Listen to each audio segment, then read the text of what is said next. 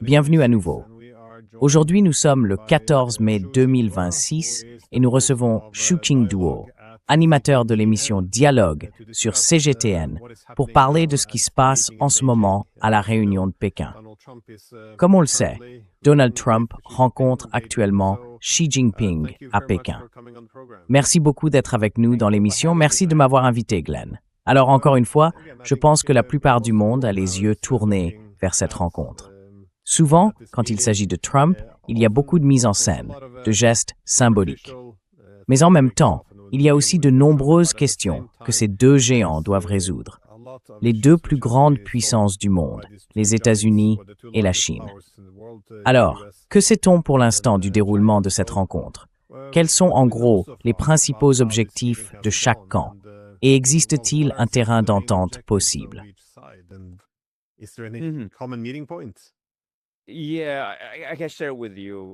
Oui, je peux vous raconter ce qui s'est passé aujourd'hui. Je dirais que dans l'ensemble, l'atmosphère a été très positive. Monsieur Trump a été visiblement impressionné par la cérémonie d'accueil, par exemple, et par la revue de la garde d'honneur aux côtés du président Xi Jinping, la visite au Temple du Ciel, puis le banquet d'État. Les deux dirigeants ont passé la matinée à discuter, chacun avec son équipe. Ensuite, ils se sont rendus ensemble au Temple du Ciel dans l'après-midi. Et ce soir, je crois que c'est encore en cours. Ils participent à un banquet d'État offert par le président Xi. Il a prononcé un discours très chaleureux dans lequel il a expliqué que la Chine et les États-Unis devraient être des partenaires plutôt que des rivaux.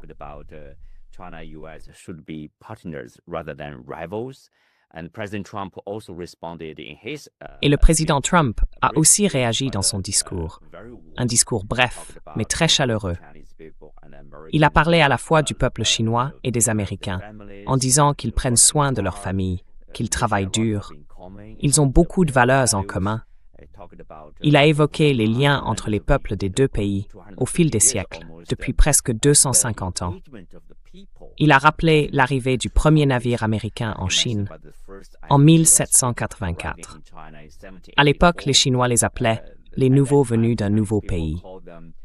Et puis, il a parlé des ouvriers chinois qui ont contribué à la construction de la ligne de chemin de fer reliant le Pacifique à l'Atlantique, à travers le continent américain.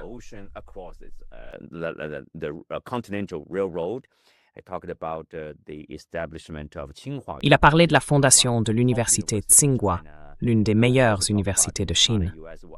Il a aussi évoqué l'alliance entre la Chine et les États-Unis pendant la Seconde Guerre mondiale. Et puis il a mentionné que Confucius était très respecté aux États-Unis, entre autres choses. Donc vous voyez, les deux parties se sont mises d'accord sur une vision qu'ils appellent la stabilité stratégique constructive, qui doit guider la relation bilatérale pour les 3 prochaines années, voire au-delà. C'est vraiment impressionnant, je dirais.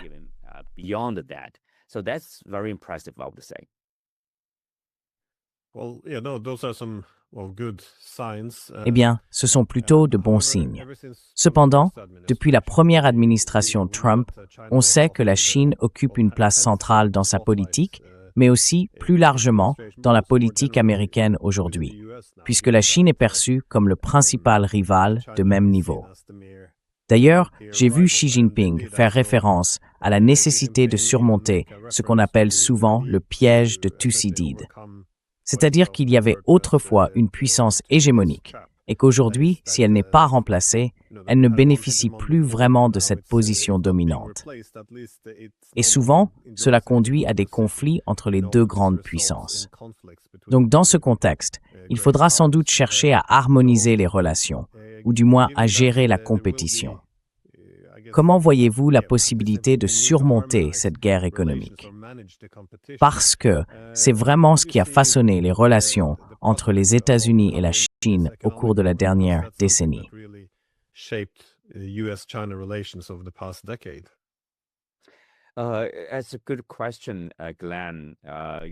une bonne question, Glenn. Vous savez, vous avez mentionné le piège de Thucydide. Le président Xi a aussi utilisé cette expression, mais ce qu'il voulait dire, c'est qu'il faut justement dépasser cette idée du piège de Thucydide.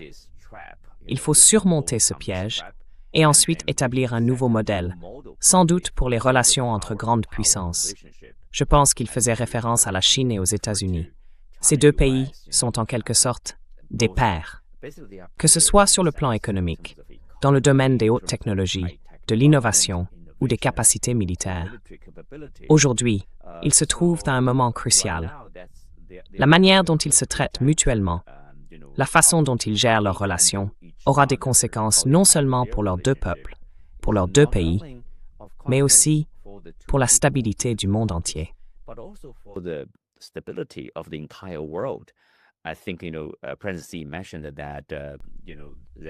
Je crois que le président Xi a évoqué l'idée qu'il y a quelque chose au-delà de cette relation bilatérale. Bien sûr, quand on parle de la relation elle-même, vous avez mentionné le commerce, par exemple. C'est un élément très important de cette relation. Et autrefois, c'était ce qu'on appelait le ballast, en quelque sorte le stabilisateur de cette relation. Parce qu'il y avait énormément d'investissements américains en Chine et beaucoup d'exportations chinoises vers les États-Unis. D'une certaine manière, ça rapprochait les deux peuples, les deux nations. Et vous savez, à l'époque la plus intense, je dirais qu'il y avait un avion qui décollait ou atterrissait, en Chine ou aux États-Unis, toutes les 15 minutes. Les deux pays étaient autrefois très étroitement liés. Mais bien sûr, on sait ce qui s'est passé ensuite. Et aujourd'hui, encore une fois, on traverse une période difficile. Alors, si on regarde vers l'avenir, quel type de relation voulons-nous avoir après tout ça? Après les affrontements, la guerre commerciale, la guerre technologique, la guerre des tarifs, est-ce qu'on veut continuer sur cette voie? Est-ce que c'est vraiment dans notre intérêt? Y a-t-il une possibilité d'un nouveau modèle de coexistence, de vie commune pacifique, qui profite aux deux pays? C'est pour ça qu'au tout début, Xi Jinping a dit quelque chose comme « D'accord, on devrait s'aider mutuellement à réussir » pour dépasser cette mentalité.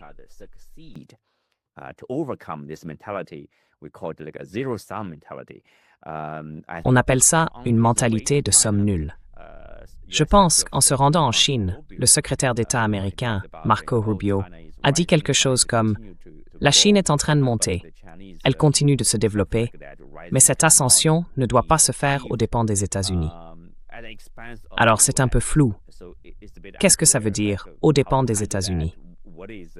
Mais évidemment, comme vous l'avez dit, je pense que cette mentalité existe toujours. Il y a encore ce doute, cette incertitude sur la manière d'atteindre cet état idéal, peut-être pour les deux pays, à l'échelle mondiale. S'entraider pour réussir, c'est un peu idéaliste, mais sans doute la bonne voie à suivre.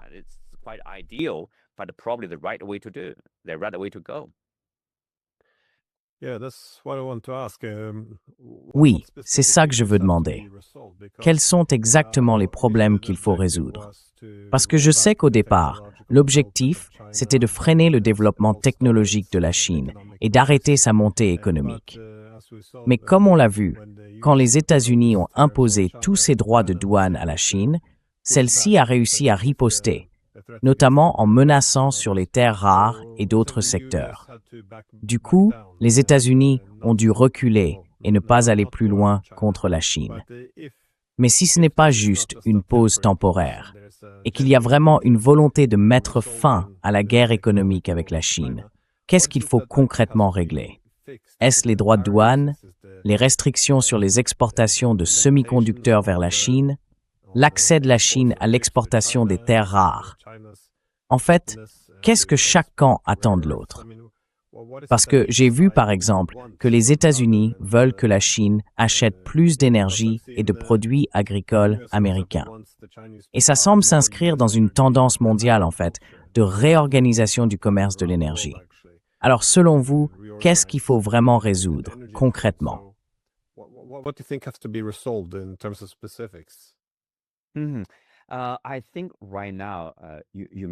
Je pense que pour l'instant, vous en avez mentionné quelques-uns. Ils parlent de mettre en place une frontière pour le commerce et aussi une frontière pour les investissements entre les deux pays. En quelque sorte, c'est une manière d'institutionnaliser les échanges, les communications entre les deux parties pour traiter les questions une par une. Mais en même temps, bien sûr, on peut dire que c'est une bonne chose qu'ils se parlent régulièrement, plutôt que d'avoir un dialogue isolé, un cas à part, complètement déconnecté. Donc oui, c'est utile. Mais en même temps, je pense que du point de vue chinois, c'est un peu comme dire « nous avons traversé cette guerre commerciale. Les États-Unis en ont souffert et ils ne sont pas vraiment en train de gagner. »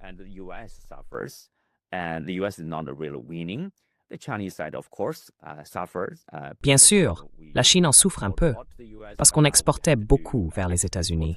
Maintenant, on doit vendre ailleurs dans le monde. Mais la Chine ne perd pas ses exportations.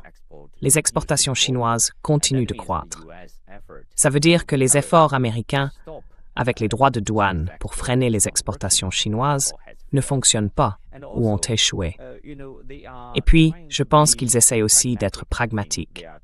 Ils parlent d'établir une sorte de frontière commerciale, c'est-à-dire on pourrait faire plus d'échanges tant que ce ne sont pas des produits sensibles. Par exemple, pas de haute technologie, pas de puces avancées. Mais pour des achats chinois de pétrole américain, de produits agricoles comme le soja ou le bœuf, ou encore d'avions Boeing, les Américains seraient plus qu'heureux de les vendre à la Chine.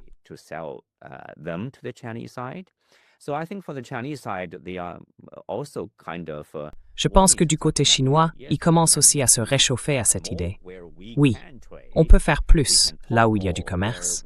On peut aussi discuter davantage quand il s'agit de technologies sensibles, de domaines sensibles, probablement liés à la sécurité nationale. En même temps, l'idée de stabilité constructive ou stratégique, selon la vision chinoise, c'est qu'elle doit se concentrer sur la coopération. Le thème central, c'est la coopération. Et la concurrence doit rester limitée. Et puis, il faut aussi communiquer dans différents domaines, militaires, commerciaux, technologiques et ainsi de suite. Ce n'est pas limité uniquement au commerce, par exemple. Donc, je pense que ça pourrait fonctionner.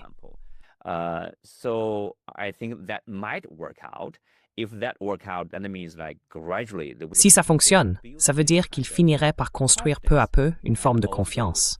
Et puis les États-Unis deviendraient aussi dépendants du marché chinois, parce qu'ils y vendent beaucoup. De la même façon, la Chine dépendrait des importations ou des exportations américaines, que ce soit pour les produits agricoles ou les avions. Donc, pour moi, le commerce mutuel est bénéfique pour les deux côtés. Le commerce en soi n'a rien de mauvais. Quand on échange, personne n'en souffre. C'est comme entre nous, Glenn. Si j'achète quelque chose chez toi, oui, j'ai un déficit, mais j'ai acheté quelque chose. Non? Il n'y a donc aucune perte réelle. L'idée d'un déséquilibre, en fait, ce n'est pas le vrai problème.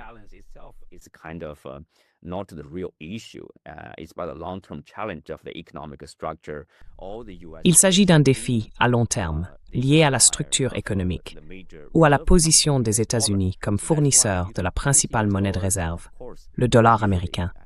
C'est pour ça que vous pouvez imprimer des dollars. Bien sûr, en général, vous avez un déficit commercial. Mais petit à petit, j'espère que de plus en plus de gens comprendront cette réalité. Et à partir de là, on pourra continuer à commercer tout en cherchant progressivement à élargir les échanges dans différents domaines entre les deux pays. Sur cette base, on pourra renforcer notre compréhension mutuelle. Et alors, on deviendra moins sensible à ce qu'on appelle, entre guillemets, la menace chinoise, ou la menace pour la sécurité nationale. Et ça, dans une large mesure, ça vient surtout d'une idée idéologique, ou d'un certain manque de confiance, je dirais.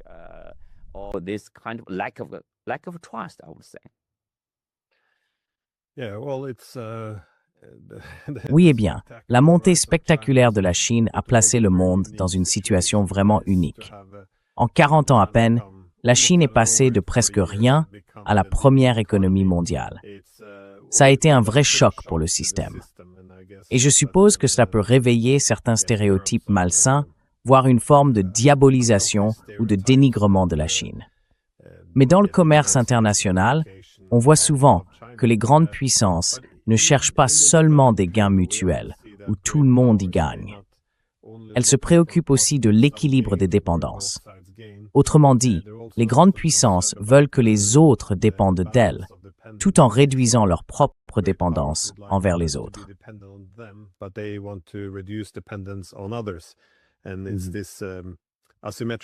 Et c'est cette interdépendance asymétrique où l'on voit souvent qu'ils obtiennent à la fois du pouvoir économique et de l'influence politique. Mais si on se concentre sur la question de l'énergie, on dirait que les États-Unis ont un plan énergétique très précis, qui semble viser à réduire les exportations des grands pays producteurs d'énergie, comme le Venezuela, la Russie ou l'Iran. Et souvent, ils essayent de remplacer ces approvisionnements par ceux des États-Unis. Si on regarde le cas de l'Europe, après la destruction de Nord Stream, probablement par les Américains, on voit que les États-Unis semblent maintenant vouloir prendre le contrôle de l'infrastructure énergétique.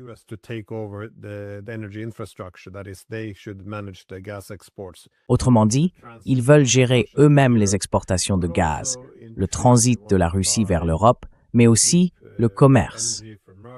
Ils veulent acheter de l'énergie bon marché à la Russie et vendre leur propre énergie, plus chère, à l'Europe. On a donc l'impression que les États-Unis essayent de mettre en place un nouveau système pour devenir plus centraux dans le commerce de l'énergie.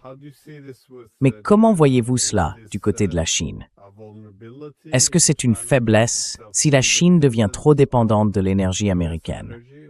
Ou bien la Chine s'est-elle déjà suffisamment diversifiée pour éviter toute vulnérabilité liée à une dépendance excessive?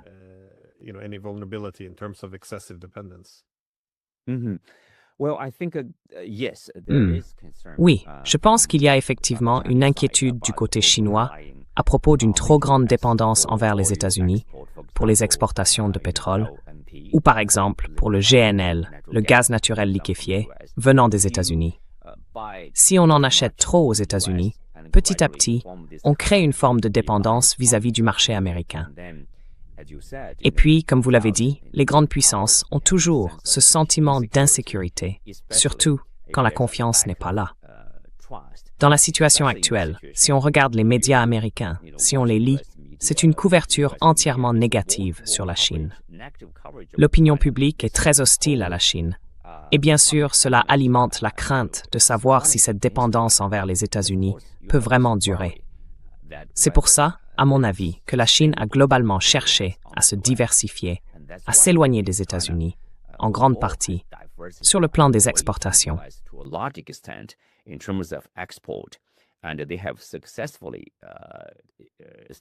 Et ils ont réussi à le faire en augmentant le volume de leurs exportations vers les pays de l'ASEAN, l'Asie du Sud-Est, les pays africains, les pays d'Amérique latine et aussi vers l'Europe, avec beaucoup de succès. Et puis je dirais que la Chine a aussi beaucoup diversifié ses sources d'énergie. Je pense que la Chine fait très attention à ne pas dépendre d'une seule source. Si on regarde d'où viennent leurs importations de pétrole et de gaz, la dépendance à une seule source dépasse rarement 20%. Ils importent du pétrole de Russie, du gaz de Russie, d'Iran, d'Arabie saoudite, du Brésil, du Ghana, donc de multiples sources, clairement. En même temps, la Chine développe très vite les énergies renouvelables. On sait qu'elle est en position de leader pour les véhicules électriques, les panneaux solaires et les éoliennes, entre autres. Solar panels and wind turbines, etc. China is also investing heavily in nuclear power. La Chine investit aussi massivement dans les centrales nucléaires. Ces projets, je crois, sont en cours de construction. Leur nombre total est presque équivalent à celui du reste du monde réuni. Et puis, la Chine dispose de beaucoup de charbon. Elle possède la technologie pour transformer le charbon en gaz, une technologie déjà bien maîtrisée.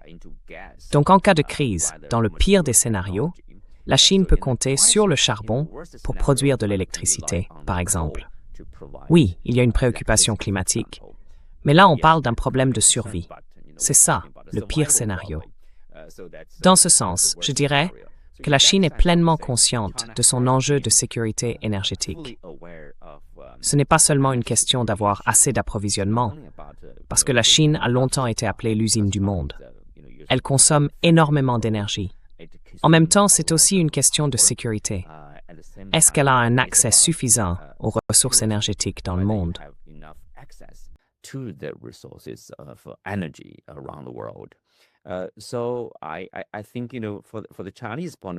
Je pense que du point de vue chinois, oui, le contrôle du Venezuela par les États-Unis, par exemple, de ses ressources énergétiques. Certains diraient que c'est une tentative américaine de contrôler l'Iran, de contrôler son pétrole et son gaz. Bien sûr, ce n'est pas une tentative qui a vraiment réussi. Et leur rapprochement avec la Russie, par exemple, répond aussi à leurs propres considérations. Donc jusqu'à présent, je pense que oui, ce qu'on observe en Chine, c'est une sorte de tendance révolutionnaire. La transformation concerne les véhicules électriques, y compris les camions. Ils développent ces camions électriques qui sont plus rentables que les camions au diesel. C'est donc une forte incitation pour les consommateurs à passer à l'électrique dès maintenant. Et espérons-le, avec le temps, la Chine ne verra pas ou ne considérera pas comme une menace le contrôle croissant des États-Unis sur l'énergie dans le monde.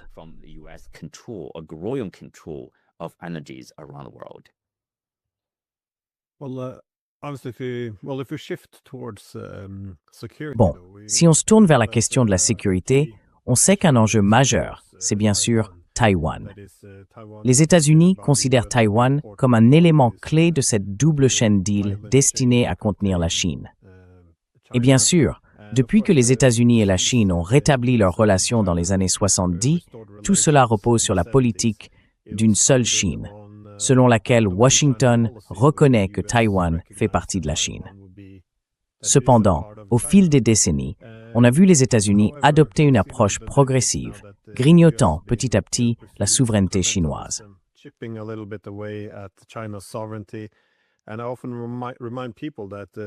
Je rappelle souvent que le président Carter, à son époque, avait défini la politique d'une seule Chine comme limitant les liens des États-Unis avec Taïwan au domaine culturel et économique. Donc, pas de relations politiques ni militaires. Mais, comme on l'a vu, ce qui s'est clairement intensifié au fil des années, c'est justement l'évolution vers des liens politiques et militaires. Et aussi, de manière assez peu discrète, un soutien à des mouvements sécessionnistes. Alors, selon vous, à quel point la question de Taïwan a-t-elle été centrale dans ces discussions? Et dans le même esprit, pensez-vous qu'il soit possible de trouver un terrain d'entente, quelque chose qui permette au moins d'apaiser les tensions? Ou bien estimez-vous que chaque camp reste enfermé dans ses positions?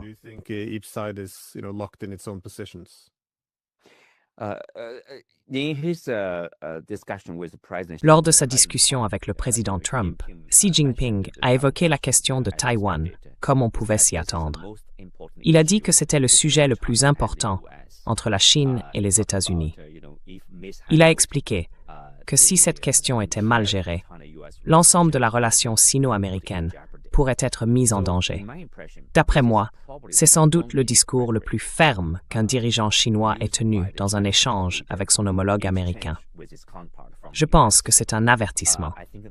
Le côté chinois hausse clairement le ton et la gravité du message pour faire comprendre aux Américains que, comme ils le disent souvent, c'est la plus rouge des lignes rouges pour la Chine. Il a aussi souligné que ces activités séparatistes représentent une menace pour la paix et la stabilité dans la région. Les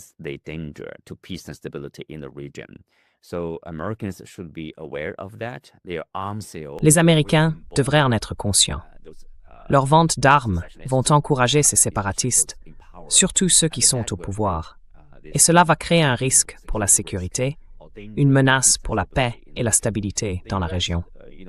Les États-Unis, ces dernières années, en particulier depuis 8 ou 9 ans, ont d'une certaine manière vidé de sa substance le principe d'une seule Chine.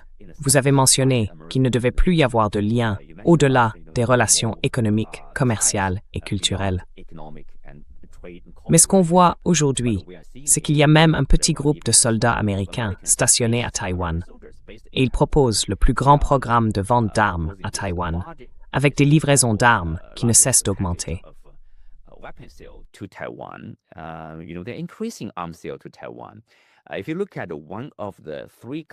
Si vous regardez l'un des 3 communiqués qui servent de base aux relations entre la Chine et les États-Unis, celui signé en 1982, il dit en substance que les États-Unis réduiront leurs ventes d'armes à Taïwan jusqu'à ce qu'elles atteignent 0. Or, ils ne tiennent pas leurs promesses. Au contraire, ils augmentent leur vente d'armes à Taïwan. Comment peut-on dire qu'envoyer davantage d'armes dans une région donnée est un geste de paix? Une contribution à la paix? Non. Si Washington se souciait vraiment de la paix et de la stabilité dans cette région, il ferait clairement savoir aux séparatistes de Taïwan qu'ils s'opposent à l'indépendance de l'île. Et il pourrait aller plus loin en affirmant, par exemple, qu'ils soutiennent les efforts de la Chine pour une réunification pacifique de Taïwan.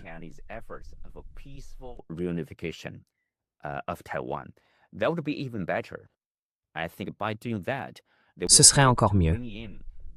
Je pense qu'en faisant cela, ils pourront freiner les activités séparatistes à Taïwan, qui représentent une menace pour la stabilité de la région.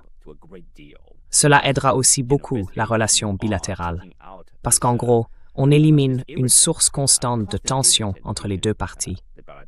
Ils pourront alors se concentrer sur ce sur quoi ils peuvent vraiment coopérer, se concentrer sur leurs intérêts communs, au-delà de la relation bilatérale, comme la gouvernance de l'intelligence artificielle, ou encore les crises dans le détroit d'Ormuz ou en Ukraine.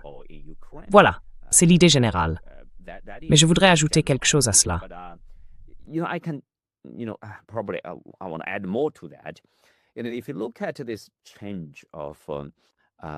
Si on regarde l'évolution, disons, des capacités militaires ou de défense entre la Chine continentale et Taïwan, il est évident que le continent a une avance considérable sur Taïwan. Cependant, peu importe la quantité d'armes achetées par les autorités taïwanaises, elles ne pourront jamais rivaliser avec la Chine continentale. Donc en réalité, ces achats d'armes auprès des États-Unis n'ont pas beaucoup de sens. Bien sûr, pour les séparatistes, c'est une façon de montrer leur loyauté envers Washington. Et le complexe militaro-industriel américain, lui, profite pleinement de ce genre de situation. D'ailleurs, si on regarde, certains experts militaires utilisent, vous savez, ce genre de jeu de simulation stratégique.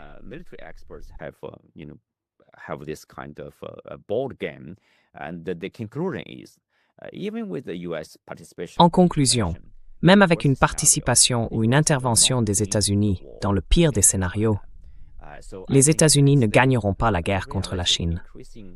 Je pense que c'est la réalité, une réalité de plus en plus évidente. Et puis, si on regarde les États-Unis, s'ils ne sont pas capables de vaincre l'Iran, qu'est-ce qui leur fait croire qu'ils peuvent vaincre la Chine, dans une région où la Chine joue à domicile? À mon avis, s'ils veulent être réalistes, ils devraient abandonner cette idée de soutenir les séparatistes à Taïwan en les armant jusqu'aux dents. Penser que cela va ralentir la croissance chinoise ou saboter la modernisation du pays, c'est une illusion. Non, tout cela ne mènera qu'à une catastrophe que personne ne souhaite, surtout les pays de cette région.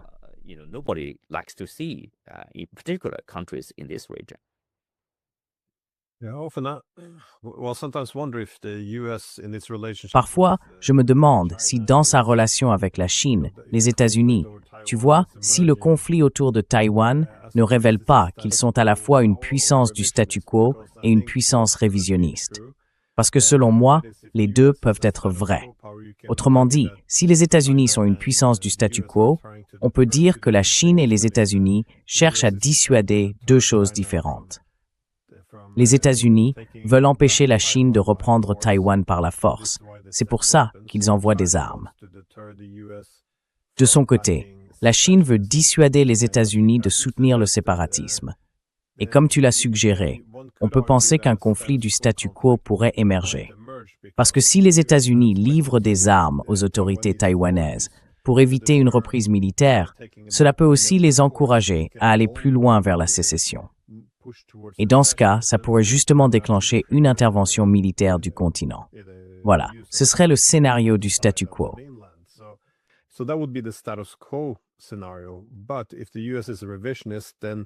Mais si les États-Unis sont une puissance révisionniste, alors l'envoi de toutes ces armes a un but clair, pousser réellement à la sécession. C'est ça l'objectif, tout simplement parce que le temps ne joue pas en faveur de l'Amérique. Comme vous l'avez dit, chaque jour qui passe, la Chine gagne en puissance relative, non seulement par rapport à Taïwan, mais aussi face aux États-Unis. Autrement dit, si l'on veut affaiblir la Chine, détacher Taïwan du continent, il vaut mieux le faire maintenant que d'attendre 10 ans. Donc, ils ont en quelque sorte un intérêt à intensifier les choses dès maintenant, je pense. C'est pour ça que je me demande, selon vous, vers où se dirigent les États-Unis? Surtout quand j'entends aujourd'hui à Pékin les paroles chaleureuses du président Trump, je ne peux pas m'empêcher de me demander si c'est une diplomatie sincère ou non. Parce que souvenez-vous, avec l'Iran, on entendait exactement le même discours. Tout se passe bien avec les Iraniens.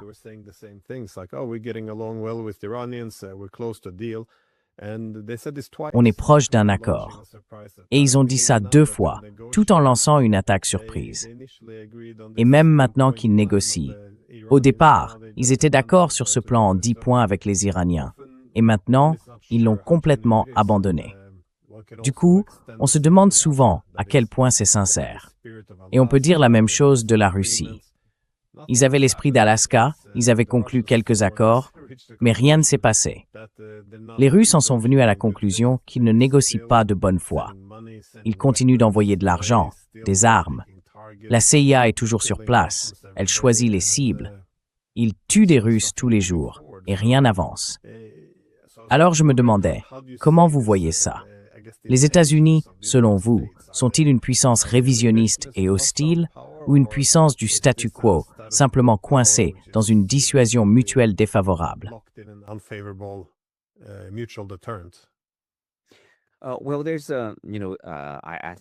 Eh bien, vous savez, je pense que dans certains instituts conservateurs à Washington, comme le Hudson Institute, il y a des chercheurs qui appellent à une guerre contre l'Iran, en disant que tout ça, en réalité, c'est à cause de la Chine.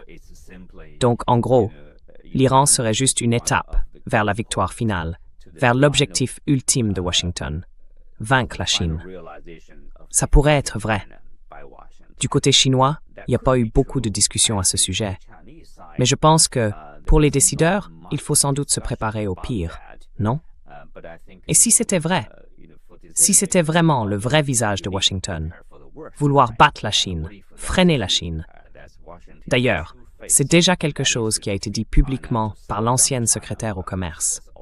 On sait bien que sous l'administration Biden, l'objectif affiché, c'est de ralentir l'innovation chinoise.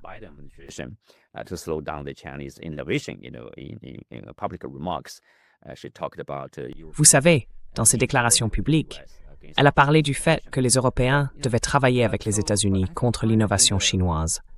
Mais, vous savez, je pense que la Chine est dans une position où si on la pousse trop, elle ripostera. Elle prendra des contre-mesures qui peuvent aussi nuire à Washington si les Américains ne jouent pas franc jeu.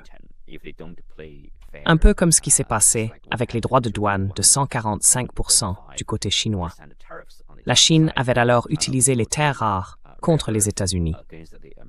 Je sais qu'à Washington, il y a un vrai débat pour savoir si le pays sera capable, dans 1 an ou 2, de produire ou de fabriquer ses propres terres rares. L'idée, c'est de se débarrasser de la dépendance à la technologie et aux terres rares chinoises pour devenir plus autonome et ainsi pouvoir peut-être imposer davantage de restrictions ou de nouveaux droits de douane à la Chine.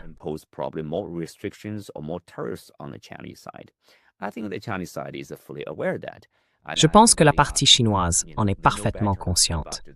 Et je crois qu'elle connaît bien mieux que quiconque tout le processus lié aux terres rares, depuis l'exploration jusqu'au traitement, puis jusqu'au produit fini, tout le cycle complet. Cela prend probablement plus d'1 an, voire plus de 2 ans. Et puis, je dirais que la Chine dispose d'une position particulière. On peut appeler ça une position de force. Sa capacité de production industrielle, par exemple, est sans doute la plus importante au monde. Elle dépasse même, et de loin, celle des États-Unis. En fait, elle équivaut à la production industrielle combinée des États-Unis, du Japon et de l'Allemagne.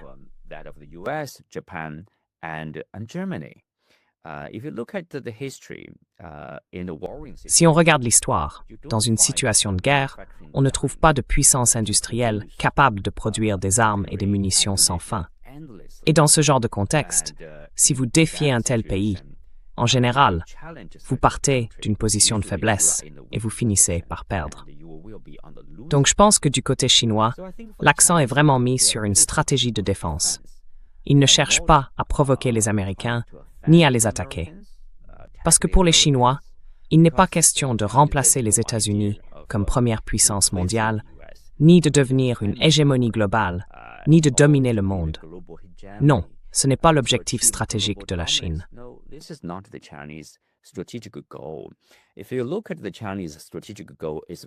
Si on regarde l'objectif stratégique de la Chine, c'est très clair. C'est un plan sur 5 ans, un plan à long terme. Il s'agit de la revitalisation de la nation chinoise. En gros, ils veulent construire un pays meilleur qu'hier, ou meilleur demain qu'aujourd'hui. C'est ça, le but chinois. Donc ils se concentrent sur la défense. Si vous avez une défense solide et les ressources nécessaires, vous avez le pouvoir de vaincre l'attaquant, de vaincre la partie qui a déclenché la guerre. Dans ce cas, vous serez probablement dans une position plus sûre. Je pense que globalement, c'est cette philosophie-là que j'utiliserai pour décrire la vision chinoise dans le contexte de sa situation géopolitique face aux États-Unis.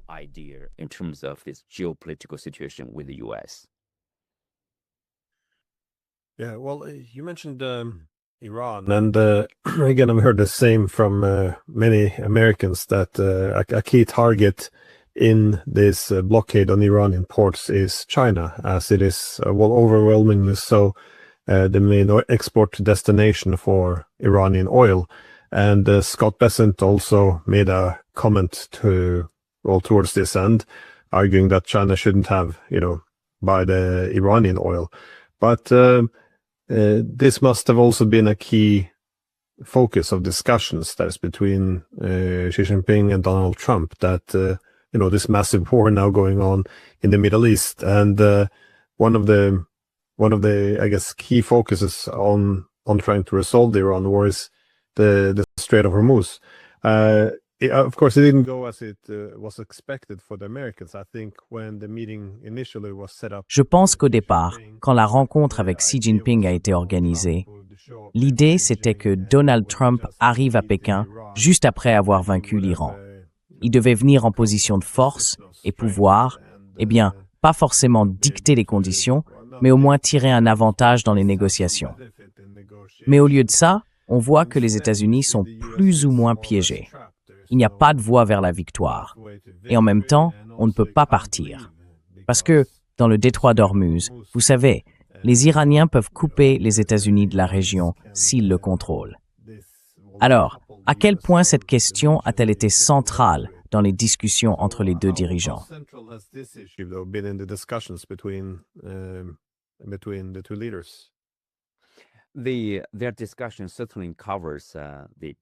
Leur discussion porte clairement sur la crise iranienne, disons-le comme ça.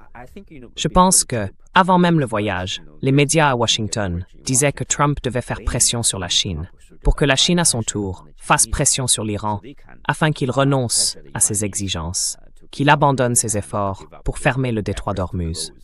Mais en personne, je dirais que c'est la mauvaise approche.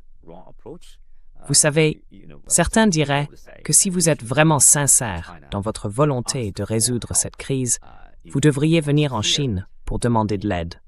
Parce que la Chine, au fond, n'a rien à voir avec cette crise.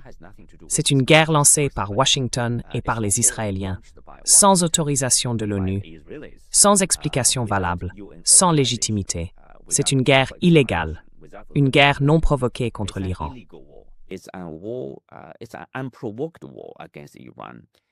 So in that sense, I would say the Chinese side. Dans ce sens-là, je dirais simplement que la Chine demanderait sans doute aux Américains ou les inciterait à régler leurs affaires le plus vite possible. Parce que la crise, la pénurie d'énergie, cause de gros problèmes à de nombreux pays, surtout en Asie, et menace aussi la croissance économique mondiale. C'est donc un désordre américain, un désordre créé par les États-Unis. Ils devraient résoudre ce problème au plus vite. Au lieu de subir la pression de Washington, Pékin devrait plutôt en exercer davantage sur Washington. Cela dit, je pense que la Chine et les États-Unis partagent quand même certains intérêts communs dans cette situation, notamment l'ouverture du détroit d'Ormuz. car ce n'est évidemment pas une affaire qui concerne seulement l'Iran et Washington. It's not a matter simply between Iran and Washington, obviously. For example, Gulf nations, their exports of oil and gas. Par exemple, les pays du Golfe, leurs exportations de pétrole, de gaz et d'autres produits dépendent énormément de cette voie maritime. La Chine, elle aussi, achète et importe, je crois, entre 40 et 50% de son énergie depuis cette région. Elle dépend donc fortement de cette route maritime internationale. Les Iraniens, bien sûr, en sont conscients. Washington devra sans doute modérer ses exigences et reconnaître aussi que c'est eux qui ont lancé la guerre et qu'ils n'arrivent pas à atteindre leur objectif. Aucun objectif, en fait. Ils doivent accepter cette réalité. Et la Chine devrait probablement les aider à mieux comprendre la situation, à se préparer à limiter leurs exigences et à être prêts à faire des compromis avec les Iraniens. And be ready to restrain their demands, be ready to make compromise with the Iranians, and so we can have a proper deal. Donc, on pourrait avoir un véritable accord, appliqué de manière sincère, qui offrirait une solution durable, une stabilité à long terme pour cette région, et sans doute une relation stable sur le long terme entre les États-Unis et l'Iran. Mais jusqu'à présent, on n'a pas vu le côté américain faire preuve de sincérité, encore moins de bonne foi, pour résoudre ce problème. Certains médias américains ont rapporté que, vous savez, Trump lui-même aurait dit « Je n'ai pas besoin d'aide de la présidence ». Mais ils ont bien parlé de ce sujet. Pour l'instant, on n'a pas assez de détails sur la façon dont ils gèrent cette question. Mais je pense qu'on voit à peu près où ils en sont, quelle est leur position et quelles sont les différences dans leur manière d'aborder ce dossier. In terms of the differences in how to approach this topic. Eh bien, j'ai vu une déclaration commune, selon laquelle la Chine et les États-Unis étaient d'accord, par exemple, sur le fait que l'Iran ne devrait pas avoir d'armes nucléaires. Et ça, en soi, ça ne semble pas très controversé, puisque les Iraniens eux-mêmes disent qu'ils ne comptent pas en avoir. Exactement. Là où ça peut devenir plus tendu, en revanche, c'est sur le détroit d'Ormuz.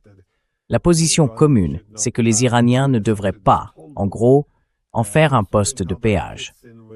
Je me demandais comment ça s'articule, et si ça ne risque pas de mettre la Chine en désaccord avec l'Iran.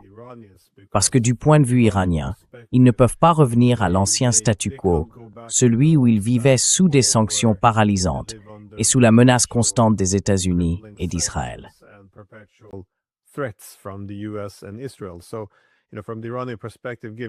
Alors, du point de vue iranien, puisqu'il n'y a pas de voie diplomatique et qu'aucun accord ne semble, selon eux, respecté par les Américains, cette menace est en quelque sorte écartée.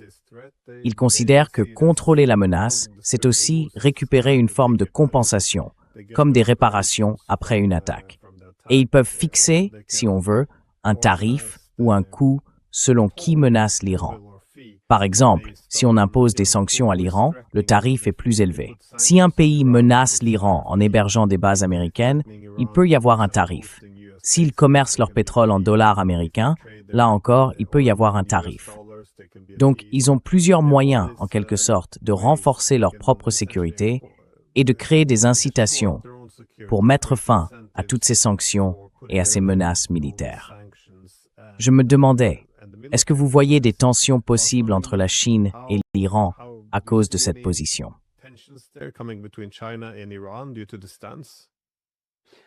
No, I don't see, tensions Non, je ne vois pas de tension à venir entre la Chine et l'Iran. Je pense que vous savez, pour la Chine, par exemple, il y a déjà au moins 3 pétroliers qui traversent le détroit d'Ormuz sans grande perturbation, je dirais.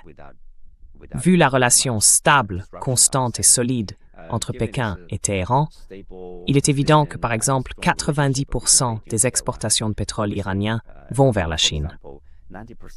Donc, il n'y a sans doute aucun intérêt à demander un droit de passage pour des pétroliers dont la destination est la Chine. Ils peuvent aussi, s'ils sont assez pragmatiques, dire que les pétroliers chinois sont exemptés de frais. Et ça réduirait toute source de tension entre la Chine et Téhéran, ou en tout cas d'éventuelles tensions.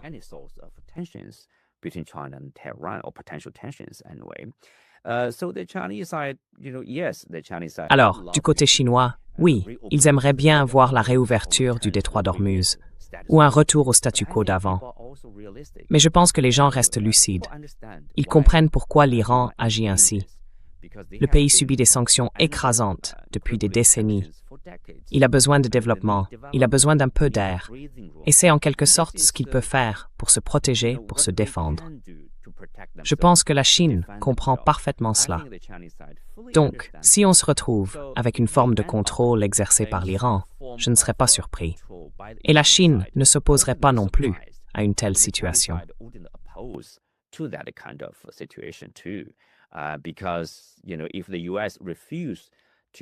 Parce que, vous savez, si les États-Unis refusent de faire un compromis, refusent de lever les sanctions, par exemple, refusent de permettre à l'Iran de mener des affaires normales avec d'autres pays, eh bien, c'est sans doute la réaction ou l'attitude la plus logique de la part des Iraniens face à Washington.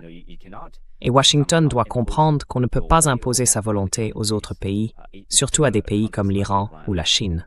Ce sont des civilisations anciennes, avec une longue histoire. On ne peut pas s'attendre à ce qu'ils acceptent vos sanctions unilatérales, vos décisions unilatérales. Et je ne pense pas que cela ira bien loin si les États-Unis continuent à agir de cette manière. En réalité, il s'agit pour le reste du monde d'accepter une certaine forme de contrôle iranien, voire une forme de péage pour le passage dans le détroit d'Ormuz.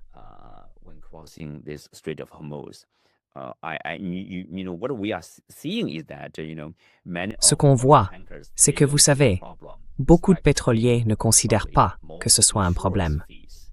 C'est un peu comme payer des frais d'assurance plus élevés pour traverser le détroit d'Ormuz. Je pense que maintenant tout tourne autour des États-Unis.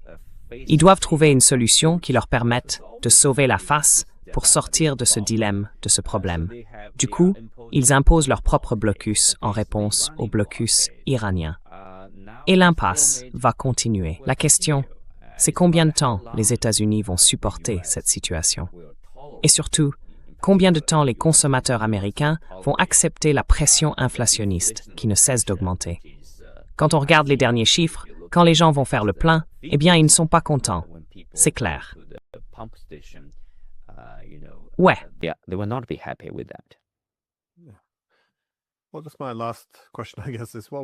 Bon, ma dernière question, je suppose, c'est quel est votre avis sur le résultat global? Encore une fois, on ne le connaît pas encore, mais pensez-vous qu'il y aura un grand accord entre la Chine et les États-Unis, une sorte de remise à plat de leurs relations? Ou bien vous imaginez plutôt de petits ajustements pour essayer de régler, par exemple, les différends commerciaux? En somme, à quel point pensez-vous que ce genre de rencontre diplomatique internationale est vraiment significatif? Eh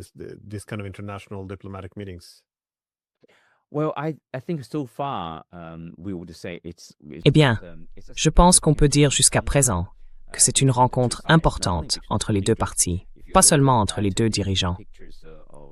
Si on regarde les photos ou les vidéos des deux délégations, par exemple, leurs principaux responsables qui discutent ensemble, qui échangent, je crois que ça va renforcer la compréhension mutuelle. Ça peut même créer des occasions de coopération, ou au moins ouvrir la voie à plus d'échanges. Ce genre de contact direct a manqué pendant environ 9 ans, voire plus. Donc oui, on a sans doute besoin de ce type d'échange rapproché en face à face. Ça aide à élargir les perspectives, à être plus ouvert, à mieux comprendre l'autre, ses préoccupations, et à construire de la confiance, vous savez, à partir des relations personnelles, entre dirigeants, entre responsables.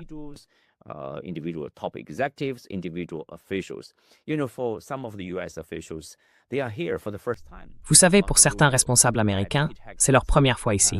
Marco Rubio, par exemple. Pete Hegseth. Stephen Miller aussi.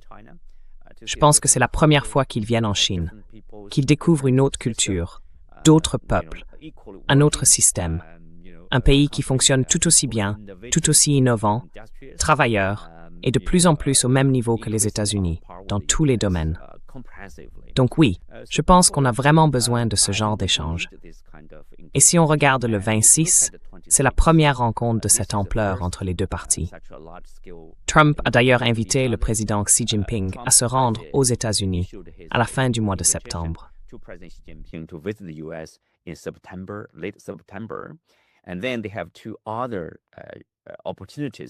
Et puis, ils auront deux autres occasions de se rencontrer en marge du sommet de l'APEC à Shenzhen et du G20 aux États-Unis.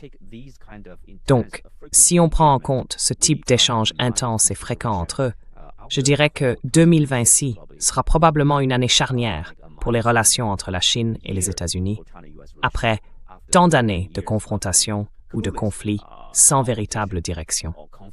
Et maintenant, peut-être qu'après avoir essayé toutes les mauvaises approches, ils ont enfin trouvé la bonne. Instaurer une stabilité stratégique constructive, centrée sur la coopération, avec une concurrence limitée. Par exemple, ils vont entreprendre des actions qui profiteront aux deux parties, au lieu de rester dans cette logique de jeu à somme nulle. Avec le temps, ce sera peut-être un nouveau départ pour ce type de relation entre grandes puissances.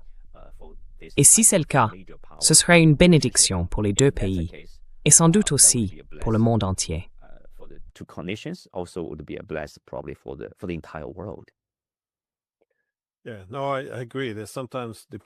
Oui, non, je suis d'accord. Parfois, la diplomatie en soi, c'est déjà un vrai accomplissement. Et surtout, vu d'ici, depuis l'Europe, où cette diplomatie a été en grande partie diabolisée, voire criminalisée. Je pense, par exemple, aux dirigeants européens qui boycottent toute diplomatie avec la Russie depuis des années. Mais je crois que rien que ça, c'est déjà un point très positif. Voir le dirigeant chinois et le président des États-Unis se rencontrer à Pékin. C'est une étape nécessaire, au minimum pour gérer la compétition et, idéalement, pour faire avancer la paix. Donc oui, dans l'ensemble, ce sont de bons signes, rien que sous cet angle-là. Bref, je voulais vraiment vous remercier d'avoir pris le temps. Je sais que j'ai souvent été invité dans votre émission en Chine, alors j'apprécie beaucoup que vous soyez venu en ligne aujourd'hui. C'est une bonne chose d'avoir ce genre de confrontation, d'idées, de pouvoir partager nos observations et nos analyses sur ce qui se passe, en particulier entre ces deux plus grandes économies. Evian Koch. Merci Glenn.